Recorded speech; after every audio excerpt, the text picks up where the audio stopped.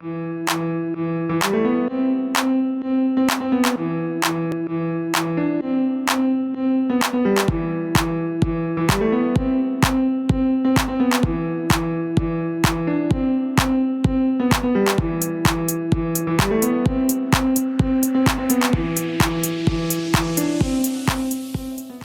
up guys, it's Shu here, and today I'm going to be reviewing Final Fantasy 15.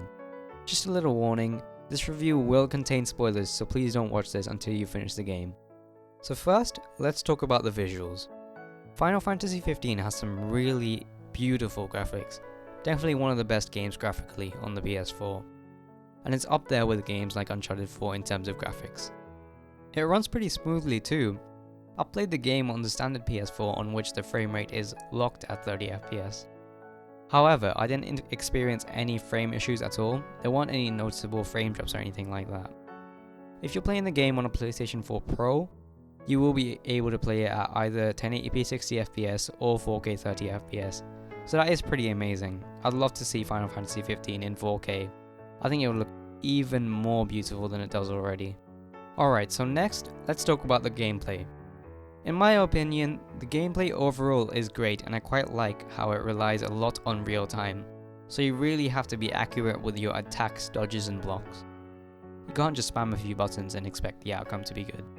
It really tests your gaming ability, and I enjoyed that. Also, what I really loved is that you can change your weapons mid-combo and use a variety of weapons, and you can even change what weapons you have equipped during combat. You can create spells whenever you want, just as long as you have the items required. When you're spellcasting, you have to use it very wisely, because if you aren't watching out for the others in your party, then your spells could actually harm them too. And you could also harm yourself. To be honest, I didn't actually like this about the game very much. It did kind of get in the way, because I just wanted to cast spells without worrying about hurting others or myself. But it wasn't a big thing, I still enjoyed the game. One thing about the gameplay I didn't really like was the driving. I loved the customization of the Regalia. However, I hated the way it drove, because it felt like the car was just driving itself and it was locked on a trail that you just had to follow. And as an open world game, I don't think it should be like that. You should have more freedom in an open world game. So yeah, that's my only complaint about the gameplay. But there is a new update coming soon for Final Fantasy, and that will have a free driving mode for the Regalia. And I'm really excited about that. I would love to freely drive the Regalia without all those limitations. I think it would really improve my gaming experience of Final Fantasy 15. There is definitely a lot to do in the game. There's a lot of side missions. I only did a few and still managed to get a total of 38 hours by the time I finished the game. And even after that, I had tons of side missions left. I think this is great as it adds replay value to the game, and you can even go back and finish the side missions you haven't completed after you finish the game. The side missions are very enjoyable as well.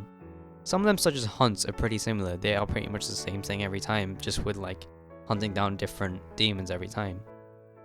But there is a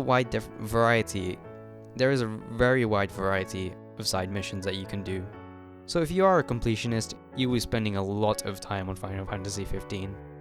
And finally, let's talk about the story. Overall, I think the story of Final Fantasy 15 was amazing.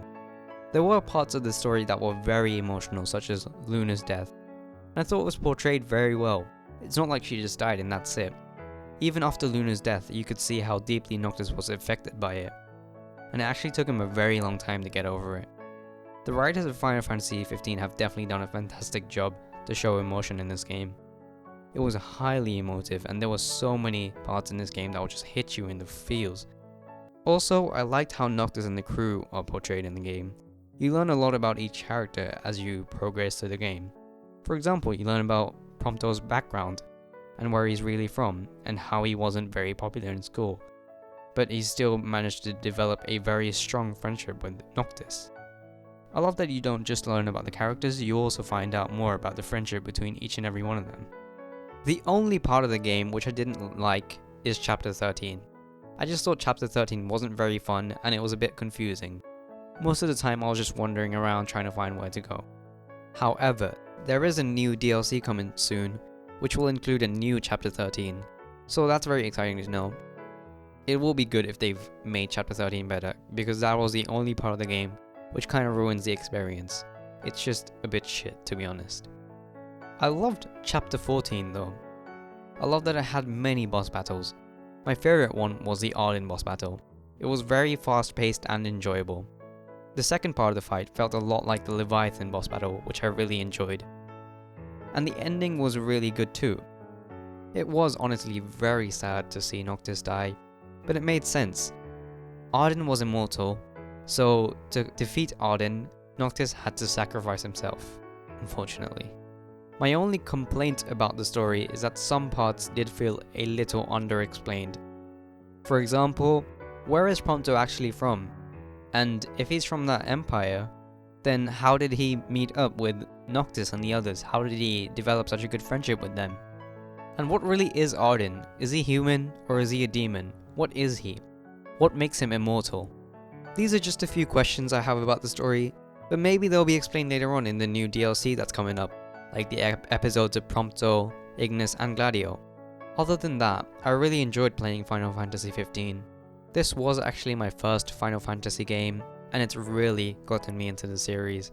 I love this game. And playing this, it's made me kind of want to get the Final Fantasy VII remake when it's released.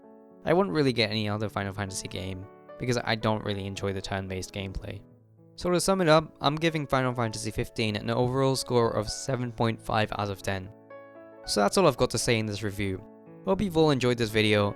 Be sure to hit that like button, and don't forget to subscribe if you haven't already. Also, let me know what you thought about this review in the comment section down below. And until next time, I've been Shu, and I'll see you guys later.